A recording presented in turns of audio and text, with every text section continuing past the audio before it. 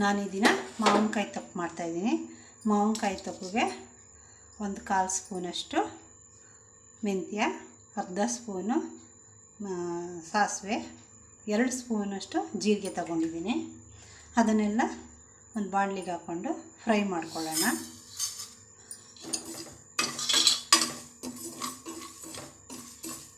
ಸ್ವಲ್ಪ ಕೆಂಪು ಕಲರ್ ಬಂದಾಗ ಕೆಂಪು ಬರುತ್ತೆ, ಪಟ ಅಂತ ಸಾಸಿವೆ ಮತ್ತು ಜೀರಿಗೆ ಎಲ್ಲ ಸಿಡಿತವೆ.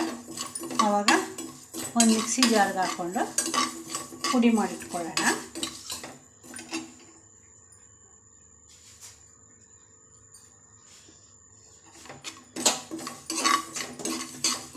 ಇದು ಚಪಾತಿಗೆ, ದೋಸೆಗೆ ಮತ್ತು ಅನ್ನಕ್ಕೆ ಹಾಕ್ಕೊಳ್ಳೋದು ತಿನ್ನೋಕ್ಕೆ ತುಂಬ ಚೆನ್ನಾಗಿರುತ್ತೆ. ನಮ್ಮ ತೋಟಕ್ಕಿದು.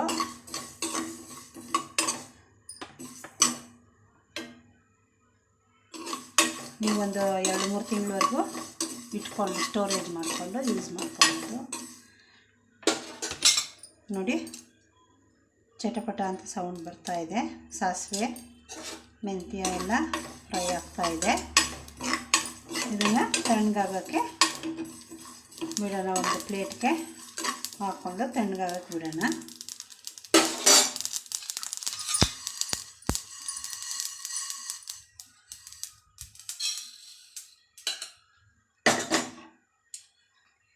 ಅದಕ್ಕೆ ಒಂದು 3 ಸ್ಪೂನಷ್ಟು 3-4 ಸ್ಪೂನಷ್ಟು ಕೊಬ್ಬರಿ ಎಣ್ಣೆ ತೊಗೊಂಡಿದ್ದೀನಿ. ಇದೊಂದು 2-3 ತಿಂಗಳವರೆಗೂ ನೀವು ಸ್ಟೋರೇಜ್ ಮಾಡಿ ಇಟ್ಕೊಬೋದು. ನಾನು ನಮ್ಮ ತೋಟದಲ್ಲಿ ಬೆಳೆದಿರುವಂಥ ಮಾವಿನಕಾಯಿ, ಸೌತೆಕಾಯಿ ಮಾವಿನಕಾಯಿ ನೋಡಿ, ಇದನ್ನು ತೊಳೆದು ಮೇಲ್ಗಡೆ ಸಿಪ್ಪೆಲ್ಲ ತೆಗೆದು ತುರಿದಿಟ್ಕೊಂಡಿದ್ದೀನಿ. ಈಗ ಎಣ್ಣೆ ಕಾದಿದೆ, ಅದಕ್ಕೆ ಸಾಸಿವೆ ಹಾಕೋಣ. ಸಾಸಿವೆ ಹಾಕಿ ಕರಿಬೇವಿನ ಸೊಪ್ಪು ನೋಡಿ, ಒಂದು ಸ್ವಲ್ಪ ಹಿಂಗೆ ಹಾಕೋಣ. ಟೇಸ್ಟ್ ಚೆನ್ನಾಗಿರುತ್ತೆ ಮತ್ತು ಹಾಳಾಗಲ್ಲ. ಸ್ಮೆಲ್ ಘಮ ಘಮ ಘಮ ಅಂತ ಬರುತ್ತೆ. ಈಗ ತುರಿದಿಟ್ಕೊಂಡಿರುವ ಮಾವಿನಕಾಯಿ ತುರಿನ ಹಾಕ್ಕೊಳ್ತಾಯಿದ್ದೀನಿ. ಅದಕ್ಕೆ ಸ್ವಲ್ಪ ಅರಿಶಿನ ಹಾಕ್ಕೊಂಡಿದ್ದೀನಿ. ನೋಡಿ, ಈ ವಾಸನೆ ಘಮ ಘಮ ಘಮ ಅಂತ ಇದೆ.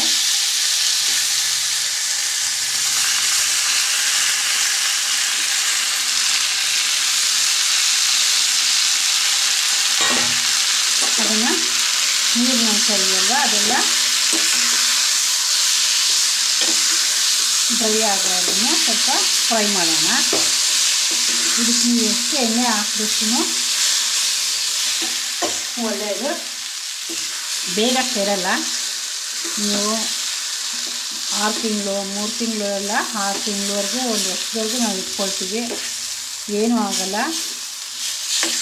ಎಣ್ಣೆ ಜಾಸ್ತಿ ಇರಬೇಕಾದ್ರೆ ಇದಕ್ಕೆ ಒಂದು 8-10 ಸ್ಪೂನಷ್ಟು ಎಣ್ಣೆ ಹಾಕಿ, ಒಂದು ಕಪ್ಪಷ್ಟು ಹಾಕಿದಷ್ಟು ತುಂಬ ಚೆನ್ನಾಗಿ ಬರುತ್ತೆ. ನೋಡಿ, ನಾನು 2 ಸ್ಪೂನು ಅಚ್ಚಕಾರದ ಪುಡಿ ತೊಗೊಂಡಿದ್ದೀನಿ, 1 ಸ್ಪೂನು ಬ್ಯಾಡಗಿ ಮೆಣಸಿನ್ಕಾಯಿ ಪುಡಿ ತೊಗೊಂಡಿದ್ದೀನಿ. ಸ್ವಲ್ಪ ಚೆನ್ನಾಗಿ ಫ್ರೈ ಆಗೋವರೆಗೂ ಫ್ರೈ ಮಾಡೋಣ. ಹಸಿ ನೀರಿನ ಅಂಶ ಎಲ್ಲ ಡ್ರೈ ಆಗಬೇಕು.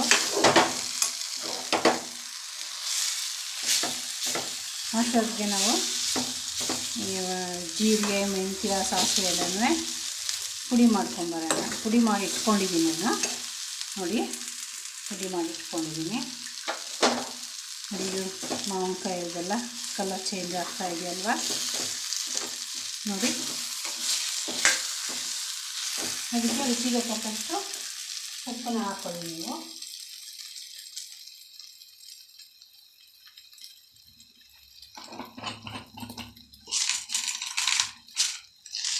ನೋಡಿ, ಉಪ್ಪನ್ನು ಉಪ್ಪು ಹಾಕ್ತಾಯಿದ್ದೀನಿ. ಸಣ್ಣ ಉರಿಲಿ ಫ್ರೈ ಮಾಡಿ, ಇಲ್ಲಾಂದರೆ ಕೆಳಗಡೆ ಎಲ್ಲ ತಳ ಇಟ್ಕೊಂಡ್ಬಿಡುತ್ತೆ. ನೋಡಿ, ಇದು ತಳ ಇಟ್ಕೊಂಡಿದೆ.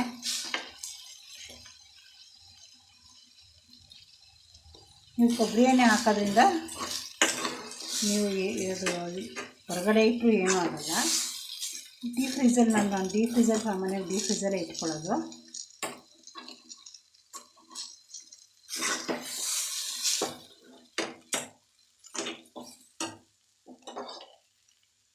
ನೋಡಿ ಈಗ ಖಾರದ ಪುಡಿ ಹಾಕ್ಕೊಳ್ತಾ ಇದ್ದೀನಿ. ನಿಮ್ಗೆ ಎಷ್ಟು ಖಾರದ ಪುಡಿ ಬೇಕು ಪ್ರಪೋರ್ಷನಾಗಿ ನೋಡ್ಕೊಂಡು.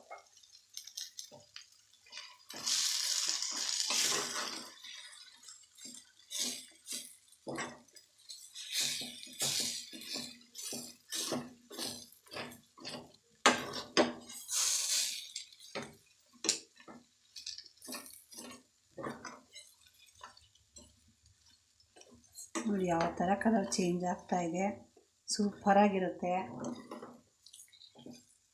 ಮೊಸರನ್ನಕ್ಕೆ, ಸೈಡಾಗಿ ದೋಸೆಗೆ ಮತ್ತು ಬೇಳೆ ಸಾಂಬಾರು ಮಾಡಿದಾಗ ಅನ್ನಕ್ಕೆ ತುಪ್ಪ ಹಾಕ್ಕೊಂಡು ತಿಂತಾಯಿದ್ರೆ ಅದ್ರ ಮಜಾನೇ ಮಜಾ.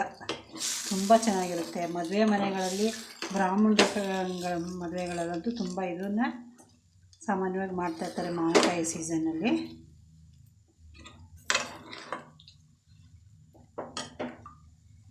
ನೋಡಿ ಫ್ರೈ ಆಗಿದೆ ಅಲ್ವಾ? ನೋಡಿ ಕಲರೆಲ್ಲ ಎಷ್ಟು ಚೆನ್ನಾಗಿ ಕಾಣಿಸ್ತಾ ಇದೆ ನೋಡಿ. ಅದಕ್ಕೆ ಕುಟ್ಟಿಟ್ಕೊಂಡಿರುವ ಜೀರಿಗೆ, ಮೆಂತ್ಯ, ಸಾಸಿವೆ ಎಲ್ಲದನ್ನು ಹಾಕ್ಕೊಳ್ತಾ ಇದ್ದೀನಿ. ಮೆಂತ್ಯ ಸ್ವಲ್ಪ ಕಡಿಮೆನೇ ಹಾಕ್ಕೊಳ್ಳಿ, ಏಕೆಂದರೆ ಕೈ ಬಂದುಬಿಟ್ರೆ ತಿನ್ನೋಕ್ಕಾಗಲ್ಲ. ನೋಡಿ ತೊಕ್ಕ ಯಾವ ಥರ ಆಗಿದೆ ಅಂದರೆ ಬಾಯಲ್ಲಿ ನೀರು ಬರ್ತಾ ಇರುತ್ತೆ. ಮಾಡ್ತಾಯಿದ್ರೇ ಬಾಯಲ್ಲಿ ನೀರು ಬರ್ತಾಯಿದೆ ಅಂದರೆ ಇನ್ನು ಊಟಕ್ಕೆ ಸೈಡಲ್ಲಿ ಕೊಟ್ಬಿಟ್ರಂತೂ ಸೂಪರಾಗಿರುತ್ತೆ. ನಮ್ಮ ಮನೇಲಿ ಮಕ್ಳುಗಳಿಗೆ, ದೊಡ್ಡವ್ರಿಗೆ ಎಲ್ಲರಿಗೂ ಇಷ್ಟ. ನೀವು ಇಷ್ಟಪಡ್ತೀರಾ. ಇದಕ್ಕೊಂದು 2-3 ಸ್ಪೂನಷ್ಟು ತುಪ್ಪ ಹಾಕ್ತಾಯಿದ್ದೀನಿ.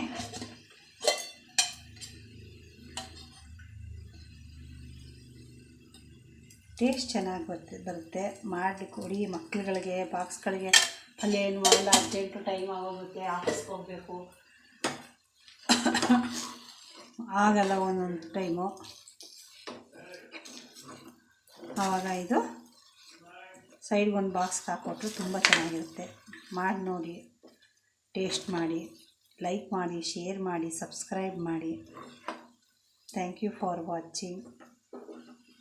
ನೋಡಿ ಒಂದು ಬೌಲ್ ಸರ್ವಿಂಗ್ ಬೌಲ್ಗೆ ಹಾಕ್ತಾಯಿದ್ದೀನಿ. ಆಫ್ ಮಾಡಿಬಿಡೋಣ. ಇದಕ್ಕೆ ಕಾವಿಗೆ ಇನ್ನೂ ಒಂದು ಸ್ವಲ್ಪ ನೋಡಿ ಸುತ್ತ ಎಣ್ಣೆ ಬಿಟ್ಕೊಳ್ತಾ ಇದೆ ನೋಡಿ, ಎಣ್ಣೆ ಎಲ್ಲ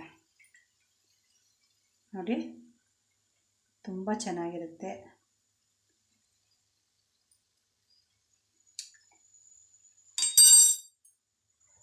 ಪರ್ಫೆಕ್ಟಾಗಿದೆ. ಮಾಡಿ ನೋಡಿ, ಲೈಕ್ ಮಾಡಿ, ಶೇರ್ ಮಾಡಿ, ಸಬ್ಸ್ಕ್ರೈಬ್ ಮಾಡಿ. Thank you for watching.